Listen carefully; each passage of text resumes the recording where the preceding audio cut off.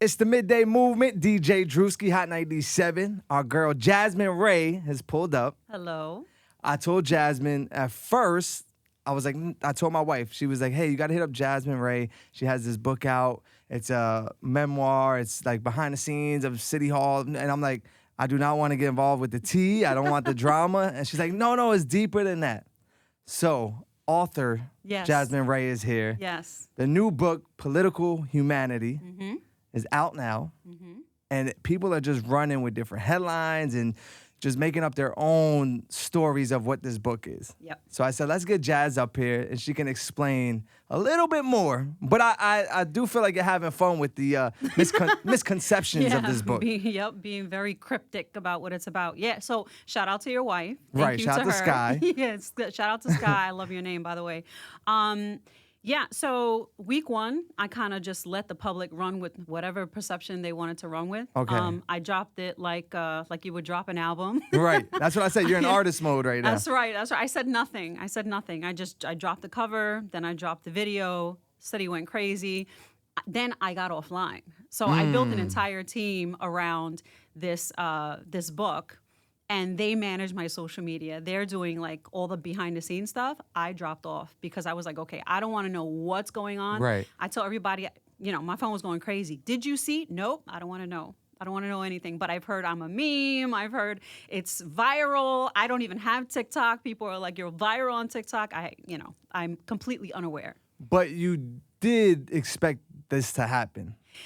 You know what? To a certain extent, because of course we're talking about the sitting mayor of New York City, right? And not just any mayor. This is still Eric Adams, who became his own personality outside of just being a mayor. Yeah, he's a national figure.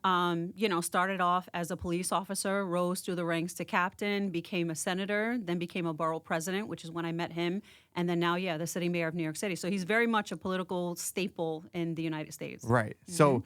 You're putting out a book. It's discussing what people are calling like a hidden relationship. Hidden relationship. They're calling it a hit piece. They're calling all types of stuff. A tell-all, right? Right, I've heard a it tell-all, all. yeah, the tell-all. A tell-all. But you know what? Honestly, I'll say it here and now. It's a memoir. But it really is a peek behind the curtain on, who Eric Adams really is, which I felt was really important because, everybody asks, well, why did you decide to do it now? Because I felt like my friend was getting jumped. Like literally nobody was giving him a fair shake. The news and the media was sort of portraying him as somebody that he wasn't. Right. The Campaign Finance Board, the CFB, was withholding his matching funds. In New York City, when you're a politician and you raise money, you get $8 for every one that you raise. And I think they're holding something like $4 million from him. So he can't really run an effective campaign. Right. I've seen self-sabotage within the administration. Without naming names, I won't. But I am observant, and I see everybody. You know who you are. You know who you are. You know who you are. I have been watching you, and I know what's going on, and the sabotage is insane. And then, sort of running, with all due respect, an ineffective campaign. He's been campaigning for months. His numbers continue to drop. And so he was like, Jazz, I think I'm going to drop out. And I was like, no, do not drop out. Right. And he said, no. It's like, it's time. So I was like, well, then you know what? It's time I drop the book. Because this tells the truth of who you are, and people need to know the truth. But people would say, who is Jasmine to tell this truth or to tell his story? Why not let him do it or let one of his children do it? Like, why'd you feel like I have to be the one to tell the truth? Well, you know what? One, I've always been someone who's not afraid to speak up. And in the introduction of the book, I talk about, my family legacy. My great-grandfather was, as Eric would say, a protector of kings. So when Martin Luther King was, when he experienced an assassination attempt in Harlem, he was stabbed, and he went to my great-grandfather's parsonage to heal because he didn't trust anybody in New York City. My father would tell me stories of like the Rockefellers coming to my great-grandfather. Crazy. Jackie Robinson, he marched with him on Capitol Hill to testify in front of Congress with Jackie Robinson. So like that is very much, even though I didn't know my great-grandfather, it's very much like ancestry is in our DNA, it's in our blood, Right. it's in our memory, and I've always felt the need to speak up. So that's one. And then two, like I met Eric in 2014 when he was the borough president. Prior to that, I had no idea who he was, never heard of him. Right. At that time, you were working for Red Bull. Yeah, so like I had started a nonprofit called the United States Wallball Association in 2010, a year after my brother passed away in a car accident. He was 16. And when I started that nonprofit, it was something I wanted to do in his memory. I was organizing handball, basketball, anything with a low barrier of entry in New York City. I was organizing it. And so I had thousands that anybody will tell you. Anybody that worked with me or remembers wall ball, I had thousands of New York City kids following me from borough to borough every time I had a tournament, from the ages of like 15 to 18. And I held dozens upon dozens of free tournaments, never charged the kids. And then I picked up a Red Bull. I was a consultant, Right. a sports consultant for them. I did it from 2012 all the way to the pandemic. So I was working with them on. So they had this like tournament called Red Bull Slaps. I was doing that. I did a couple of like media pushes for them. I did some athlete management for them. So I was very much in the mix in the world. Yeah, Right. I was in the sports mix. Yeah. I was in the mix. I love when people are like, "Oh, he gave you a come up." Like, no, I've been doing this. Yeah. And I met him in 2014, sort of when I was in the middle of it. So you meet Eric Adams, working for Red Bull. You're at the Barclays Center. I'm at the bar in the Red Bull suite doing at the Barclays Center. right. Yep. Like doing an activation or whatever it was. Yep. Were you like physically attracted to him at the time? I was more fascinated, I would say. Really? Yeah, I was fascinated by him. Because he's not mayor at this time. He's not mayor, but you know what? He walked in like he was mayor. Okay. He walked into the suite. He was very much like I just felt like just an authoritative figure, Right. But at the same time was very like unassuming, sweet, great smile, pleasant, sort of like a man of the people. But at the same time, his stature, the way that he stood, the way that he spoke, you could tell like he was someone. Right. Someone important. Someone important, Or yeah. did you see future mayor in him? No. I mean, I wasn't even looking, I don't think I was looking past him. I was just like, who are you? When I met him, when I met him, I was kind of annoyed because he walked into my suite, but he walked in with a bunch of kids and he walked in with his son, Jordan, and probably Right. Jordan's friends. And like, they just like attacked the food. They made themselves comfortable. And I was Right. like, who are these people in my suite? Because it was my suite at the time. And so I was like a little annoyed when I first met him, but then like, we had a conversation and then, it kind of brought the tension down. And then I feel like, we became fast friends. And then you started a romantic relationship. So, yeah. So we met in 2014. The whole romance started 14 months or 15 months after we met. So we'll say a year to make it easy for people. Yeah, So, yeah. a year later. A year later. But look, women, you have your dates. You remember the dates. So you know- can't act like you don't know things. 'Cause look how well you know your dates. Well, here's the thing. When I was writing the book, I had to go back. And like figure out like when did that happen. Right. So, I was looking at old text messages. I was looking at emails and I was like, oh, wow, it did. It's funny because I would hit him up every now and then. And I was like, do you remember like when, all that started? He was like, well, I intentionally wanted to wait because like I really liked you. So like I didn't want it. Oh, he's a G. No, he's a G. He's a gentleman. Right. G for gentleman. G for G gentleman. for gentleman. Yeah. So, 14 months, 16 months pass. Yeah. Now you build this relationship. Now it's getting a little deeper. Yeah. Definitely got deeper. I was very close to him. And very much in the mix of his life and, his professional life, his personal life.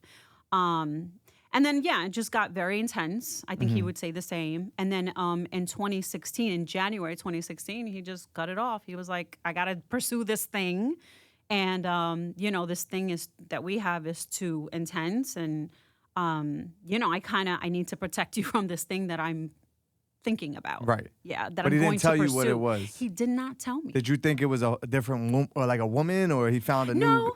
No, that didn't even cross my mind. So you don't know he's about to run for mayor. You don't Yeah. think it's another woman. Why would a man just cut off this relationship that you felt was going so well? Yeah, it's funny because I was absolutely blindsided. We had that conversation in Borough Hall, and I was blindsided. But you know what?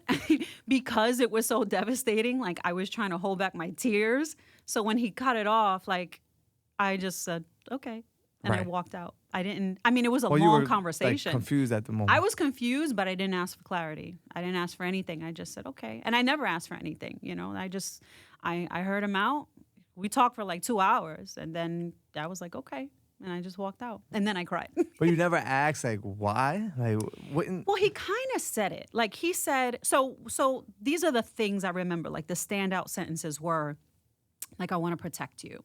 Another standout sentence was, I have no discipline with you. I need to be more focused. You know, But all that sounds like bullshit when a man is saying. You know what I'm saying? Does, That's yeah, like, yeah. a No, man, without a like, doubt. Right. Yeah, without a doubt. A club promoter says the same shit as Yeah, someone yeah. running for mayor, Yeah. right? So, but now it makes sense. But at the time, it's Yeah. probably like, I heard this all before. Well, you know what's funny? I always had like a deep respect for him too, like a Right. really deep respect for him. I felt like he was like a person with integrity. So when he said it, I just accepted it. I accepted it, and I didn't, you know, like in the book. Did you read the book? No, I Your wife haven't. probably read the Right. book. So in the book, like I actually talk about like the respect I have for men specifically. right. You know, I was raised by my dad. I was raised by my mom and my dad, but like my dad, you know, took me when he moved to Carolina. He took me with him. So I was raised by a black man. Right. And I just like I hesitate to push back. You know, when a man tells you something, I very much consider myself an alpha female, but I also feel like there's a place for a female. So when love it. when a man says something, you just you got to take it and Go with keep the it flow. moving. Yeah. If you respect them and you have respect for him. And then. I had, if you respect them. Right. And I did have respect for him. And I still do. Was the relationship exclusive at the time, or were you dating other men? He's dating other women. So, after the fact, I mean, especially recently, like we sort of like unpacked certain things. Right. And he was just like, no, you know, I was dating other people. And I was like, wait, I was too. So yeah. it was a connection, but it wasn't Yeah. exclusive, and that's why people would call it hidden. Is that? Yeah. Well, you know, Were you guys going out? Because you know he likes the hookah bars, he we likes were the clubs. outside. Outside, First of all, outside. let me just address that hookah business. Like, You put him onto the hookah. Negative. Negative. Like, I never seen him smoke hookah before. I saw it in the press. And when he did it, I'm like that annoying friend, like, bro, what are you doing? Right. Like, why are you smoking hookah? What are you talking about Hennessy in a barbershop? Like, stop it. Don't do that. Like, you are not that guy. Do you feel like that was him just connecting to his city? You know what? So this is the thing I love about Eric. Like, he definitely is authentic, right? I'm Right, gonna give of him course. that. He's Yeah, definitely yeah. authentic. And then, you know, the dozens upon dozens of times we went out, he definitely had, you know, a little drink at the end of the night. But he is very much a man of the people. He is. Like, anybody that says otherwise is lying. Right. Like, he loves to just take deep dives into people, into different industries, like, he just wants to know who's who, what's what, and he's just unafraid, right? So I love that about him. He's not one to put security in between him and, like, you know, the Right. No, everyday I've seen person. it firsthand in Brooklyn, in the Listen, streets. he's Like, I've seen him. outside. Right. Yeah, this man is outside. So I love that about him, and I want that for New York. I want New York to have a person, you know, in his position, especially at the height that he's achieved, somebody that is for them, and he's for the people, hands Right. down. 100%. Like, Yeah. I've seen You've that seen it, in yeah. person. Like, I can vouch for it. So Right. So you know I'm not bullshitting. Right. So and neither is he. so boom, you guys have this relationship. 2015, he says, I gotta go. I gotta pursue this. 2016. He's like, 2016. yeah, gotta go. It's too much, too heavy, Right. too distracting. Was he scared? Why couldn't you do it together? Like, did you ever think as a woman, like, we could have done this together as a, Yeah. you know, because I heard there was talks that he mentioned, oh, you're gonna be my wife at one point. Yeah. Was that during that time? Yeah, it was. The whole wife, you're going to be my wife comment was, I want to say it was 2015. It might have been sooner, but you know what? I think at the time I was too young, and I'm not saying like mentally Right. I wasn't. It just I think the perception. Perception. Yeah, I think the which perception sucks. would have been like, oh, look at him with this young girl. I was like 30, 31, Right. something like that. What's So the age gap? 22 years. Got it. But you're still a grown adult at that time. Yeah. And you feel like politicians, they paint the picture of the family guy or the God, married yeah. guy. And look, I'm not a politician, right? So, Right. like, I hate to pass judgment. At the same time, I would tell him, like, I think what people love about you is the authenticity. So, like, Right. why not just Keep it continue real. that? Yeah, just keep it real. But no, he didn't think it was a good look. So apparently, allegedly, you know. now, years later, have you discussed it? Like, look, if you was the married guy, it would have been different. Like, have you brought that up? No, we talk about it every now and then, but you know, It's in the past. you know what? Yeah, literally. So that's another thing that I've heard is like, oh, he gave his girlfriend this job. I was never his girlfriend, right? So let's just get that straight. We just dated. Weren't the girlfriend. I wasn't You the weren't a girlfriend. side chick. I wasn't a side chick. Hell You no, I weren't- was outside with right. him. You weren't the hidden No, relationship. it wasn't hidden. But that was 10 years ago. It was literally 2015. We're in 2025, going into 2026. Right. And people are trying to conflate, you know, my position with what happened 10 years ago. And I get it, but Not getting paid from no, the city, not though. from the city. No, Right. from the thing that I built your myself. sports organization. You Yeah. had daycares. I had daycare at the United States Wall Association. Right. I was a consultant with Red Bull. Like, stop it, you Right. know. And then prior to that, you know, this is not my first time, and I'm not trying to be offensive because people are like, oh, he gave you a come up. Like, if that's a come up for you, like I'm. You Right, know, right. like you got to just push a little harder, right? Right. But even before that, I'm sorry, I don't mean to be offensive. But before that, I was also in the music industry. So, Right, yes. you know, at 20 years old, I was making great money as a young adult. So, Mm-hmm. you know, I'm used to, you know. Money. I'm used to money. Yeah. Yeah. And I'm not And you rich. work Not by hard, any of stretch course. of the imagination. I'm not rich. I'm not wealthy. But I do. I bust my ass. I work hard. Right. So, yeah. We'll talk more about the music stuff. Okay. But you brought up the position. Yes. You took the position. Clearly, you were like, Yeah. oh, it's an opportunity. My friend is offering me a position Yeah. that's a secure job. Yeah. Why wouldn't I take the opportunity? Well, the funny thing is, I actually didn't want to at first. Like, I really didn't want to. Like, he actually offered me a position when he was borough president, and I turned it down completely because I was really happy where I was. Right. There's a lot of bureaucracy in government. I didn't want the conflict, right? So coming into this role, same thing. Like, I hesitated. I didn't want the conflict because my daycare receives funding from the Department of Education, right? And so I knew that stepping into a government role would create a conflict. So naturally, you know, we had to go through the proper channels. I went to the Conflict of Interest Board. I had an attorney. He wrote a letter, and I had to step down from my position at my daycare Wow. in order to take on this government role. So, you know, it hurt. It hurt. It actually hurt to take on the role of sports director. At the same time, I felt like the work that I was doing, you know, it was mission driven. It was, I started it because my brother passed away. Yesterday was his birthday. He would have been 32. But that's my mission, right? So when, you know, Eric became mayor and he said, I have this office, de Blasio created it. He didn't create it. I wanted you to make that clear because people are acting like he created it for you. Yeah, nah. Which still would have been pretty cool. It But would have been it would have been Right. dope, but no, he didn't. I'm sorry to disappoint. He did not create that position for me. De Blasio created that position, you know, during his tenure, and then just never appointed a director. Right. So when Eric when he won the election, he was like, "Oh my God, like there's a sports role. You would be perfect for it." And I was like, "No." That's why it took me so long to come on board because at first I was like, "I don't think so." But then, you know, I was watching him closely, and he was talking about this going upstream, and you know what he means by that, going upstream and not downstream, because he says that a lot. He just means that he wanted an administration that was proactive and not reactive. Right. So he didn't want to keep pulling people out the river once they fell in the river. Right. He wanted to go upstream and stop them from falling in the river. And so what that means is I want to be proactive. I want to do as many proactive things as possible to help New York City. One of those things is sports because, you know, sports addresses school attendance. If you're in the PSAL and you love football, you're going to school, right? If you're playing sports, that also addresses crime, that addresses obesity, right? So sports is very much a proactive approach to governing. And so he was like, Jazz, you're perfect for this because you already have a grassroots following. You would be like the great conduit between what's going on the ground and what's going on in government. And he trusts you as well.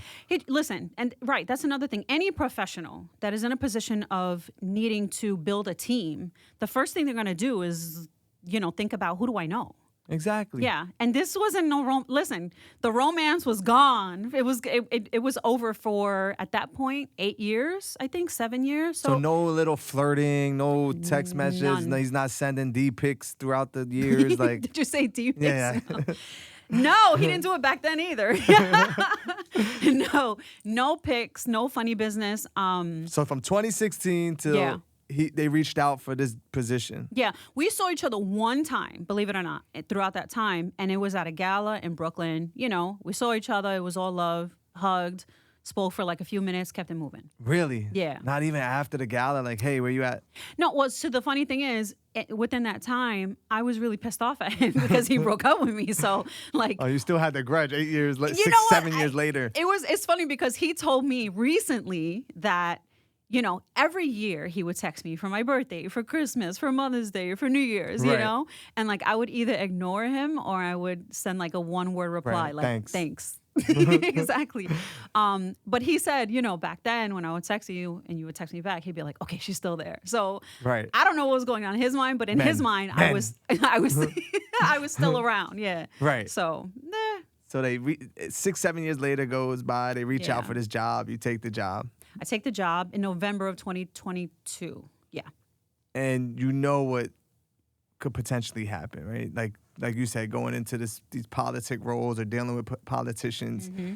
it gets. Did people know like your past relationship at that time? That's an interesting question. Do you have to like share that when you fill out the job application? No. Okay. I don't. The job application was like 300 pages. It was intense. It was very intense. No, just when I get invited to Gracie Mansion, Crazy. they do a whole background check. So I can Background imagine checks. working at. Yeah. City Hall. Just like that, just magnified. Right. Yeah, it's funny because, being part of the administration, I've had to do several investigations or be part of, several. Right. So one was coming in, but then when he actually got indicted, there was a whole other investigation. But, and all that, it's funny because the feds or the government said to me like, oh, we did our homework on you. And I'm like, and you consider me a good citizen, right? And they're like, yeah, you're great. You're Well, credible. that one time. No. Yeah. No. How about one time when we sat down, they were like, okay, just state your name for the record and, where you're from. I'm not going to go into the testimony because Right. that's sealed. But, the funny thing is they were like, and where'd you grow up?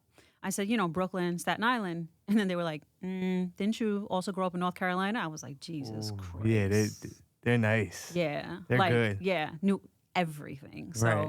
but, at the end of the day, they were like, we don't consider, you have no criminal liability. We consider you a witness. And I was like, oh, I don't know if that's good or bad, but glad that the government did a complete clean sweep of my life and gave me a thumbs up. Right. Like, Because you're a you good were citizen. Considered a key witness in that investigation. I was considered a key witness. Yeah. And For so- something I don't know Right. about. You still don't know. I still don't know. But they scrub your phone, they scrub your emails, they scrub everything. I don't know. So my phone, no. They definitely took a look at my phone, but my phone did not get confiscated, just Right. like everybody else did. So when you say take a look, what does that mean? Open your phone.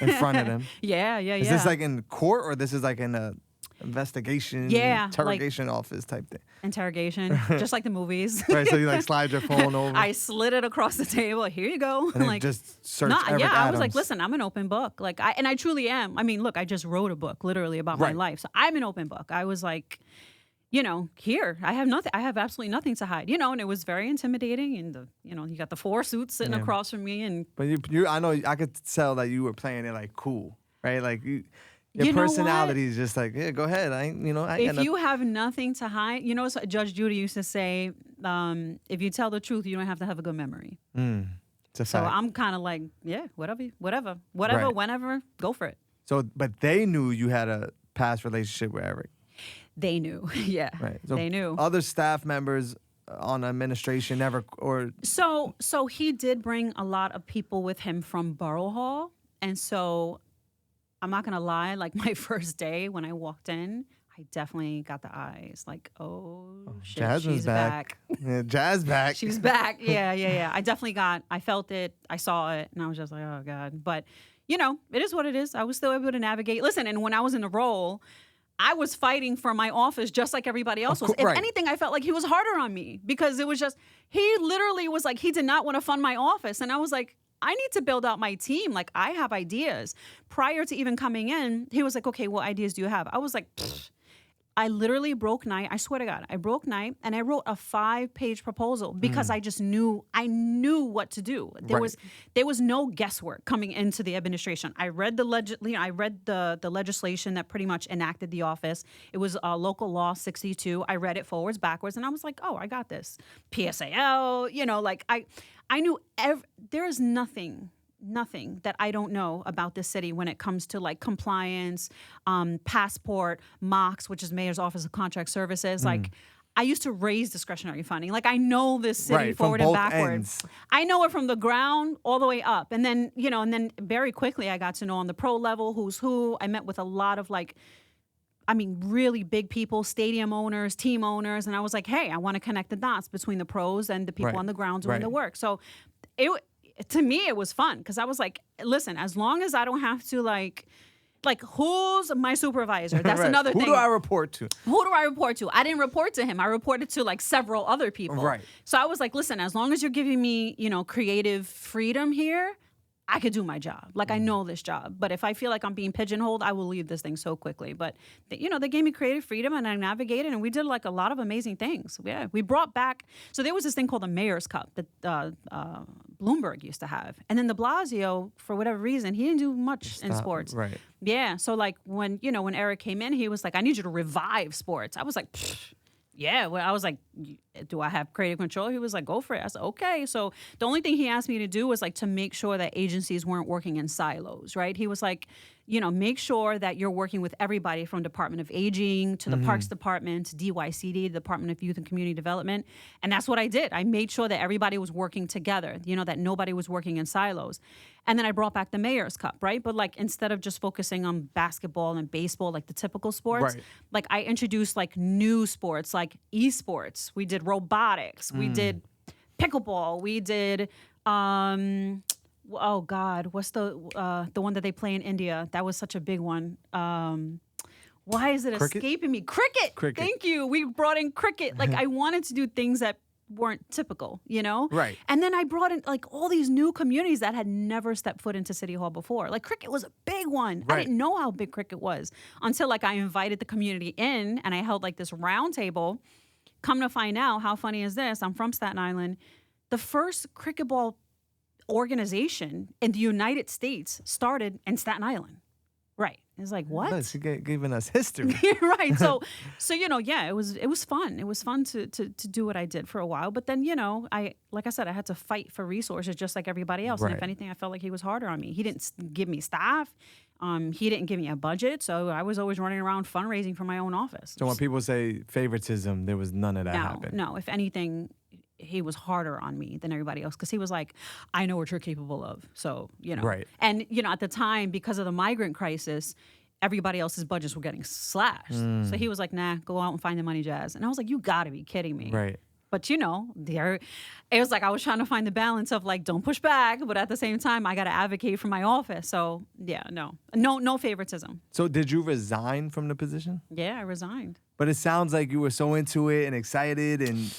You know what it was? Like after the federal investigation, I feel like I never recovered. Really? It was like the anxiety was crazy. I didn't want to leave my house. Like every time I stepped outside, I felt like somebody was watching me or recording me. And, one time I was sitting in my office and like my office is all glass and I had like this like frosted glass. Right.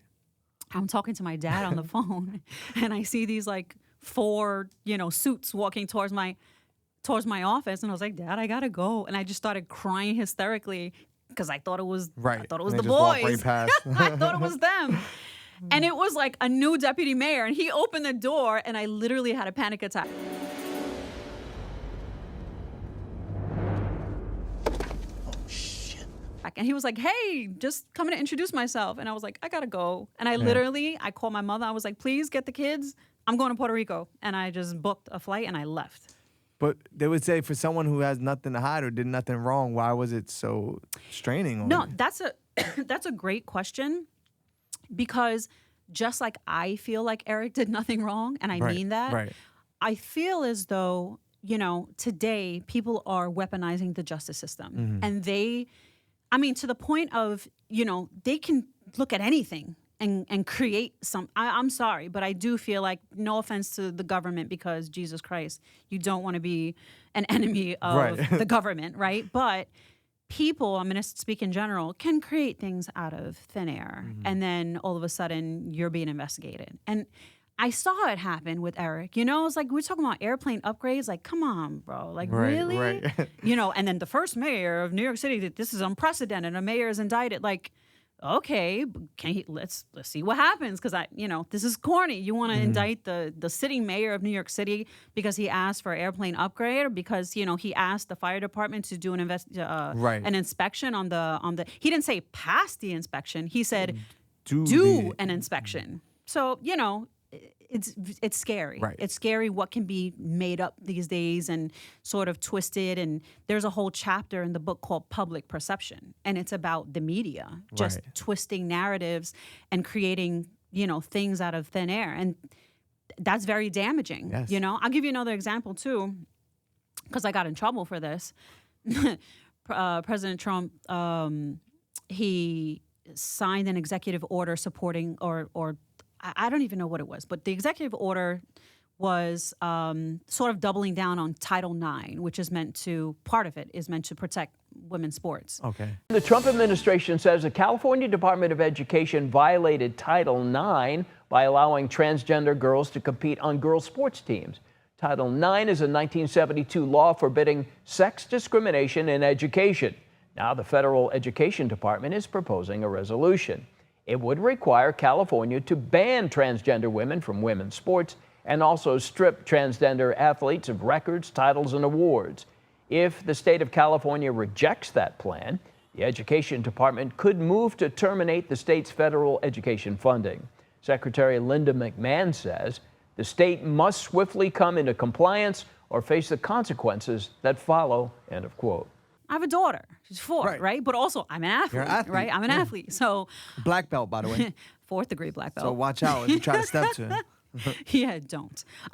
So I had look, the thing that I did wrong was I said, as the sports director, I support the president, right? I didn't say I support the president. I said I support the president's executive order. Right. I shouldn't have referred to my title, but my opinion is the same. I support, protecting women. Jasmine Ray, support protecting women's sports.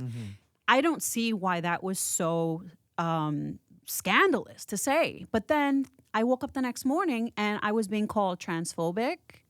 People were asking for my resignation. They were like, get rid of her. Right. And I was like, wait, what? I'm not transphobic.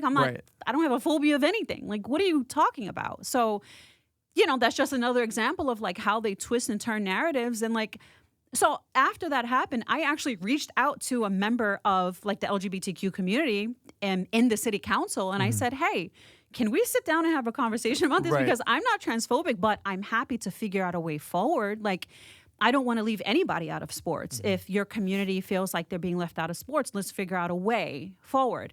And we sat down and we had a lovely conversation, I can't say that I changed my mind.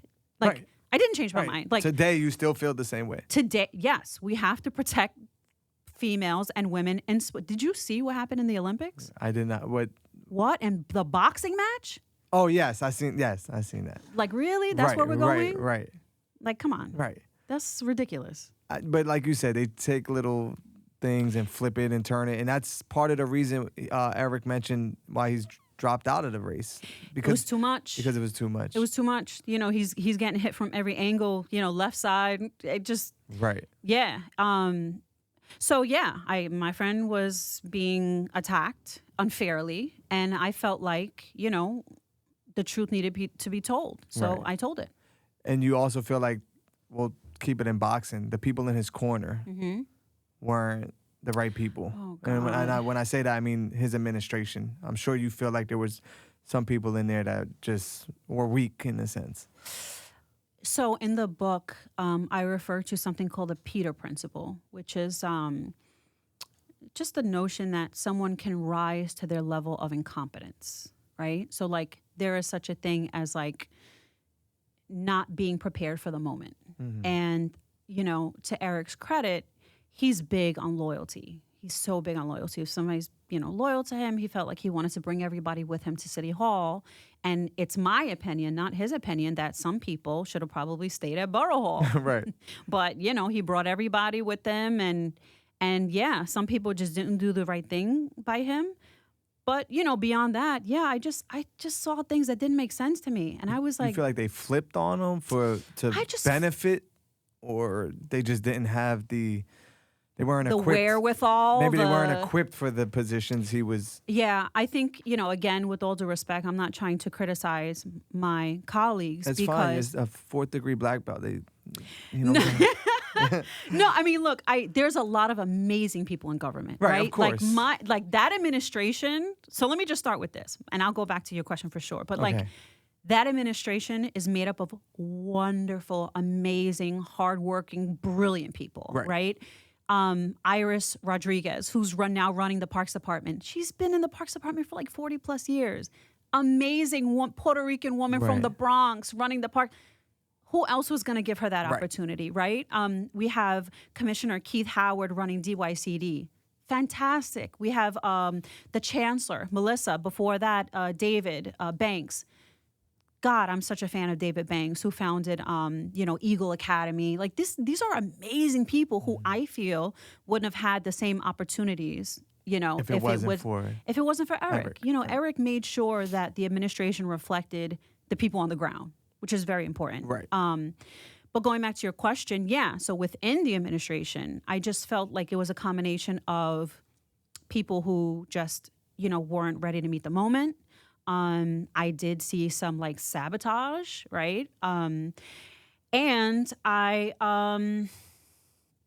man, it's so hard to say, but you remember the scene, Denzel, I think it was American Gangster, where he slapped his cousin for wearing the chinchilla? Right.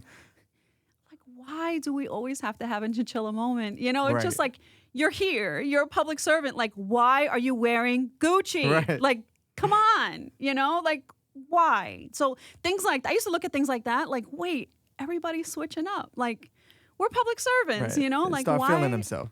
Like, chill out. Mm-hmm. So those are the things I just didn't like that stuff, you know? I love advocacy, and I love literally like the people that we serve. Like, you have to have a love for people to work in government Right. because, I'm sorry, but like there's a lot of traumatized people in New York City. Oh, yeah, you know, of course. I'm one of them. Right. I'm one of them. We all are. Right. You know? So if you're going to navigate government, you have to have a level of empathy for people. And you have to come in to government wanting to do the right thing. You know, this isn't a job opportunity. This isn't a come up. This is you being ready, willing, and able to serve. Mm-hmm. And I felt like there was an element of that missing. And Right. so, you know, that was my big disappointment in government. But you feel like you did the right thing throughout your time. No, I mean, I was having fun. I was doing Right. exactly what I did as an entrepreneur. I was connecting the dots. I was making sure people were in sync with each other. I was introducing new sports, new concepts. I actually work with DYCDs to introduce not just so that we have the PSAL, which is the Public School Athletic League. That's specific to high school. But what I was seeing was that, believe it or not, kids were picking up a basketball for the first time in 9th grade. And I was like, well, that means we got to go to junior high school. Right. Like, you know, so like I advocated, you know, with DYCD to start a junior high school version of the PSAL. Right. And we did a pilot program. And yeah, I'm proud to say that now we're going to be launching a junior high school athletic league, Right. which was needed. I don't understand why it never wasn't the case before. But, you know, those are the things that I looked at. And then I'm always challenging policy. For example, within the PSAL, if you are not a certified teacher, you can't be a coach. So if you are Derek Jeter or Michael Jordan, you Right. cannot say, I want to volunteer my time to teach this high school. You can't. Right. Because you're not a certified not teacher. certified. That doesn't make any sense to me. Because we have a ton of retired PD, FDNY people that are like, they just want to give back. Right. And they can't. It's like, what? Right. They have the experience, which is a lot. The experience important. and the passion, Right. you know, for the kids, and they went and they got the time. But you know, the UFC says, which by the way, I don't even think this is actually a written rule anywhere. Sorry, UFC, I'm not trying to challenge you. Don't come for me. Oh my God, that union is Right. very But powerful. from your knowledge, From my there had- perspective, from my perspective, it's like we got to open that up, right? Because first of all, we're New York City. Like if we are not competing on the same level as LA, Chicago, Boston, which is the comparable, you know, Big public school cities and- athletic. right. Yeah, if we're not competing on that level, we have a problem because we're in New York. I'm competitive. Right. Like Yeah. there better be kids coming out of the PSAL that are like the biggest and the baddest across the nation.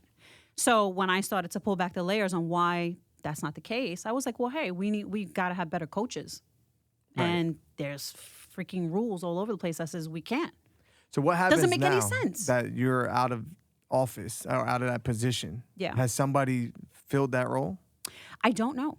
I Really? don't know. You haven't, Yeah, no, like- I don't know. You know, the thing is, like, I believed in Eric, right? I, of course, like, being in government was definitely an opportunity to serve. It was a great opportunity. But, like, I believed in the person, and I believe in what he was doing. And I know that with somebody new potentially coming in, which is a whole other story, I don't, like, again, I'm mission driven. My mission is to serve. Right. And I don't know what the future of that office would be without Eric being there. So, yeah, I'll continue doing what I did before. I'll get back on the ground and build something from the ground up. I don't Right. necessarily need to be in government. Government is a lot of bureaucracy anyway. I could do the same thing on the ground. Of course. You know, so I you know, yeah. When he said I'm leaving, I said, oh, well, I'm leaving too. You left before him. I left. Wait, let me see. My last day 'Cause was it's like been- the 25th of September.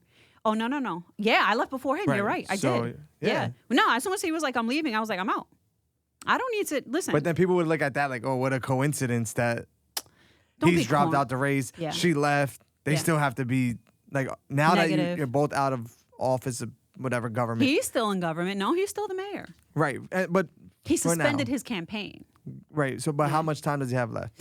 I don't know, November, December, 2.5 months. So 2.5 months. Yeah. Then Wait, he- wait. We're speaking too fast, right? Because that's if he's still on the ballot.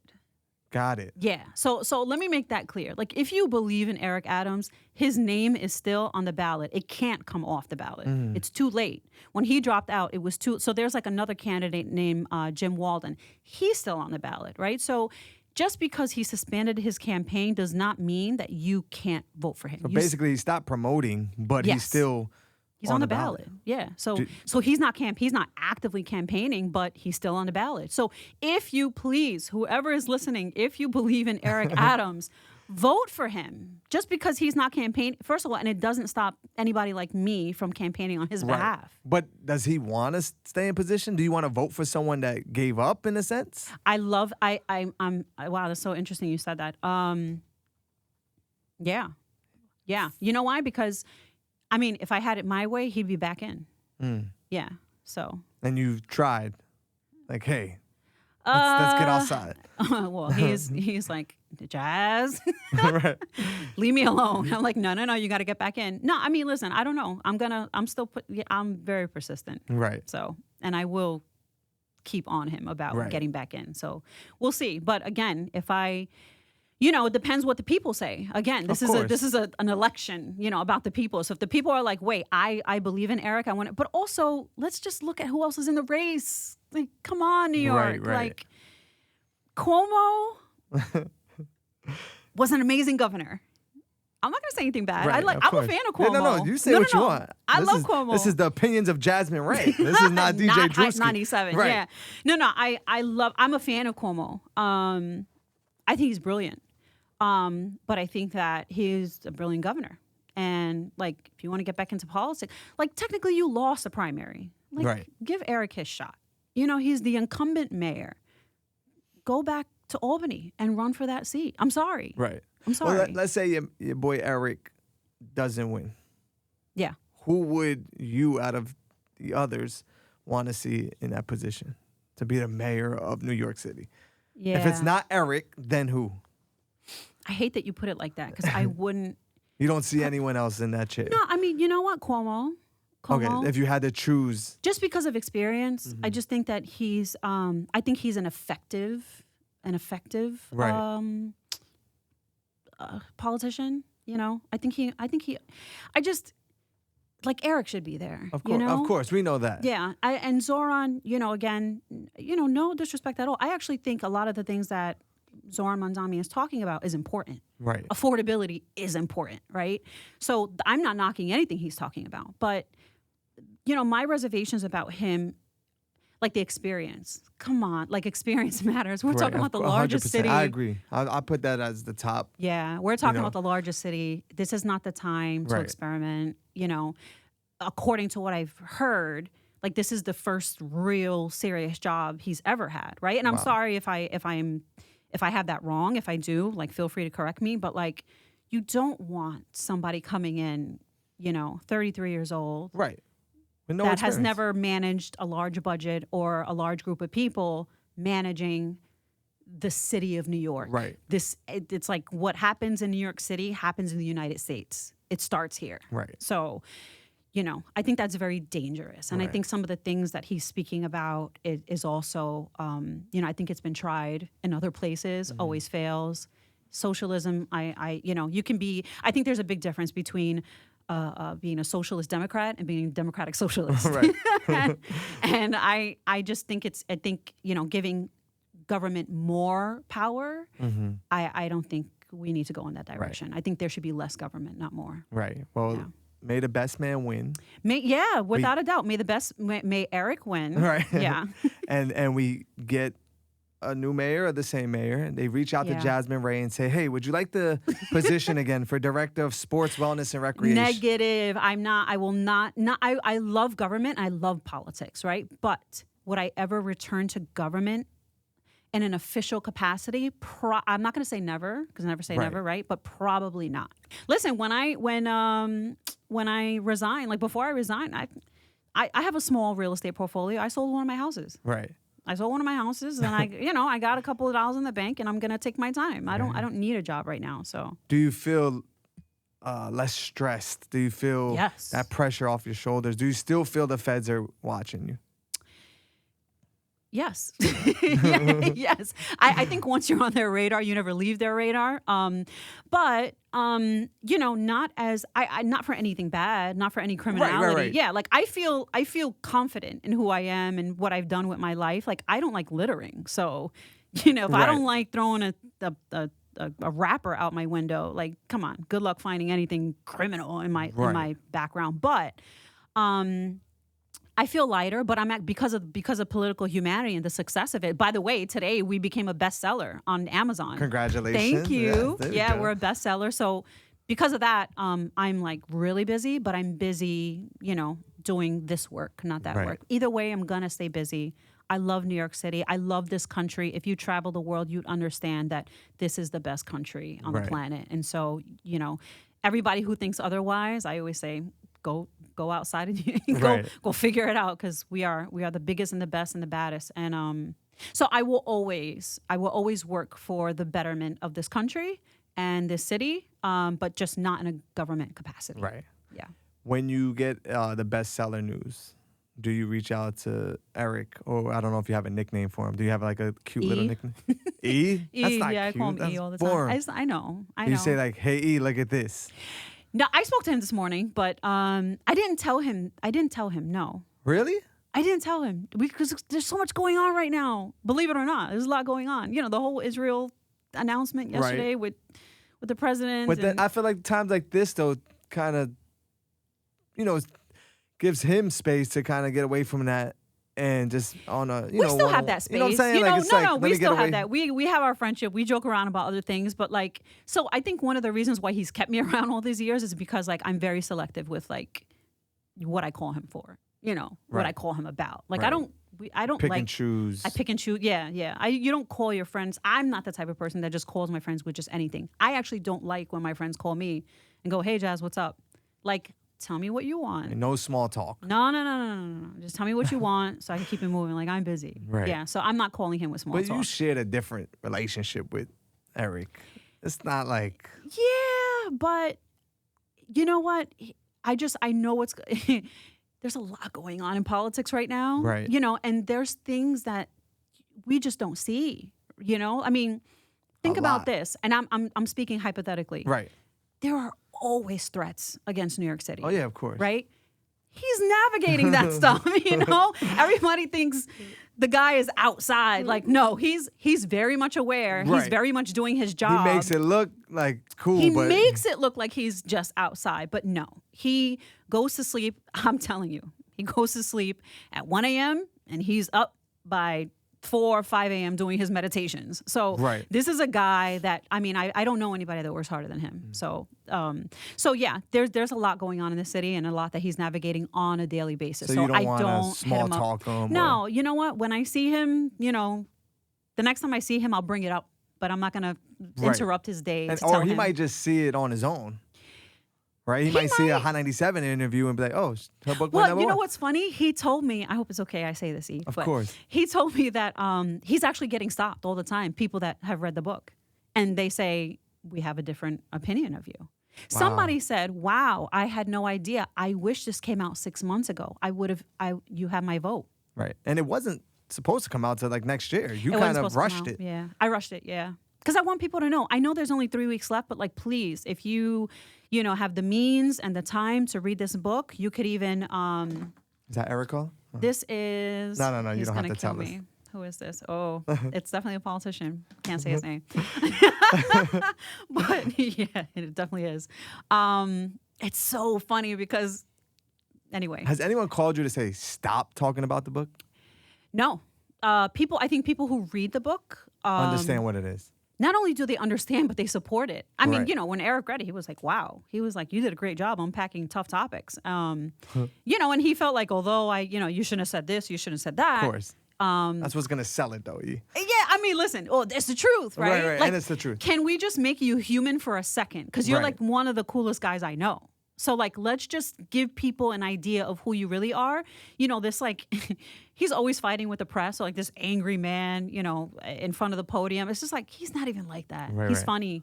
He's charming. He's warm. He's personable. So I want people to get to know who he really is. Right. Yeah. So let's just recap the truth for people that like to spread their own news, Yeah. right? Jasmine Ray, author of Political Humanity, is, in short, what is it about? You know what? I'm sorry, I don't have the tagline, but it's about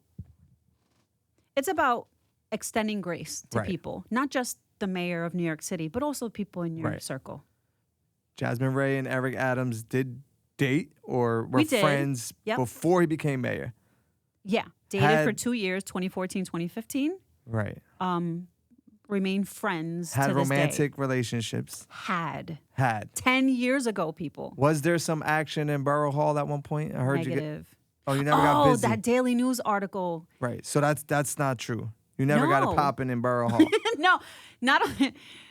I plan on speaking about that this week, but I'm happy to say it here. No, Right. no, So that's a and no. I plan on addressing that with the Daily News head on. Like, trust me, Daily News, you didn't get away with that. Right. Yeah. Oh, Making that comment. It wasn't a hidden relationship. No, I was You outside. weren't his side chick. Negative. He wasn't married at the time you guys were. Wasn't married then. Not married now. You didn't get the position in City Hall because of that relationship. No. You were the woman for the job. He says it constantly. Like, you were the woman. You were the person for the job, Jazz. Like, Right. I can't believe people. He was like, I can't believe they're doing this to you. I was like, it's all good. I'm good. Like, I know listen, all you have to do is scroll. Like, Right. My whole journey, my professional life is on my IG. It's on my Facebook. Right. Literally, scroll down 10 years. You'll see me doing the same exact thing. I was outside promoting sports. Reports say you got paid $160,000. Yeah. It was more than that. It was like 162. 162 and change, yeah. What else do we have to clear up that you feel like people are? It wasn't a come up. I'm sorry to say it, but like as I mentioned, I was in the music industry. Right. Do you remember Stagger Lee? I'm sorry you look like him. Yes. I'm so Yes, sorry. yeah. Stagger Lee, you guys look so much alike. I had a record deal when I was 20 years old. Right. I traveled the world. I've been on radio. I've been a Hot 97. Right. I've done this before. So this is like my third run of, the mill. I did it when I was in my 20s. in the music industry. We had the song Rock Your Body, mic check. That was us. So like we had a #1 hit. I toured the country. I did this before.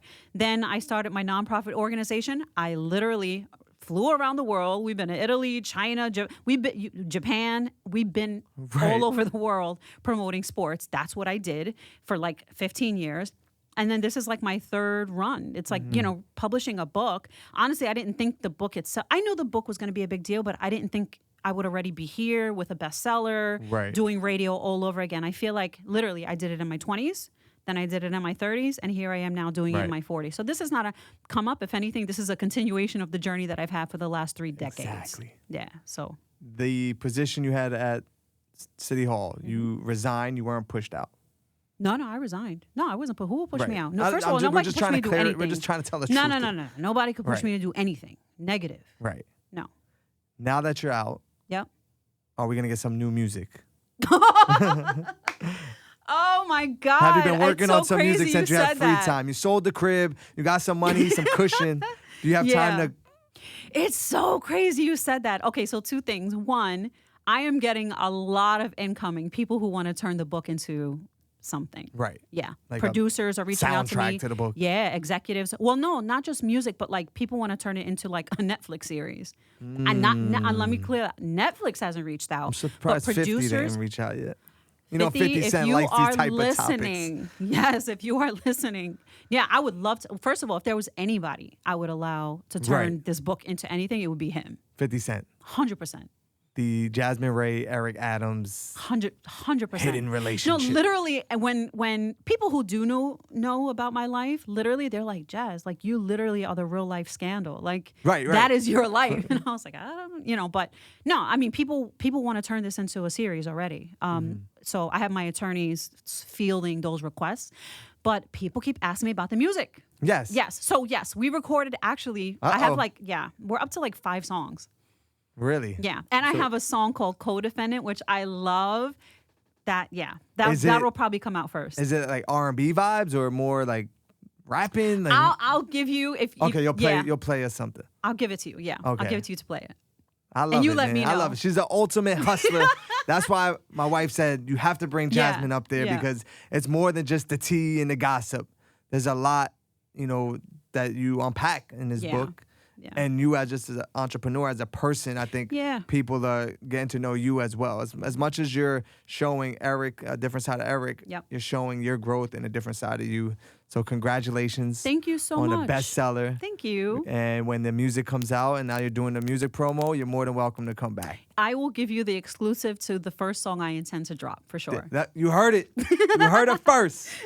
We here, Hot 97. DJ Drewski, the Midday Movement. Tell them your Instagram so they can follow you because I feel like you got to get... Yes, Jasmine Ray _NYC. JASMINERAY _NYC. There it is. Peace.